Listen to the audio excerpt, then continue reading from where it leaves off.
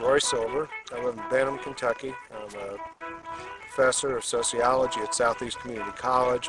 Where we're at now is close to the summit of Black Mountain, which reaches about 4,100 feet.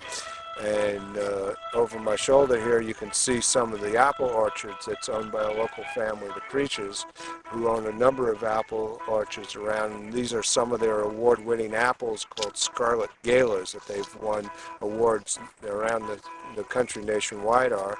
And this is an example of some more alternative, sustainable economic development that could happen, and is happening, and we can develop in Eastern Kentucky in general, and right here, at the foot of Black Mountain in particular.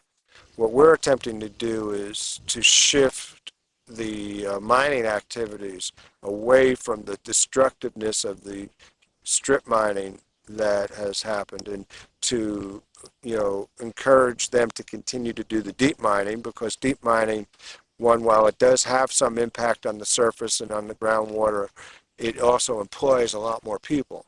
And that's a concern of all of us who are involved in this issue. We don't want to hurt employment opportunities there. But in addition to that, there are other aspects of this mountain that we could certainly utilize. If this were turned into a nature preserve, we could have educational tours.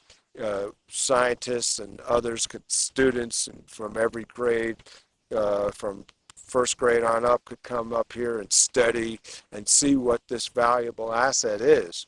An example of this is last year there's a group that came through here called the High Point Club.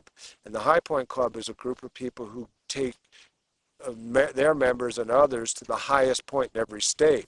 Now it ranges, from the 300-foot marker in Florida, which is the highest point, to places like Washington State, where they're in, much higher elevations. When they came to Kentucky and looked at Black Mountain, and Black Mountain is the highest peak in Kentucky, stretching over slightly of 4,100 feet, they labeled it as the worst that they visited of all 50 states.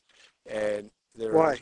because it's no development there. There's one sign that makes note of that it's the highest point, but there is usually in each state there is some kind of tourism, natural connection, conservancy movement that is based in and around the highest point, and that has as yet has not happened.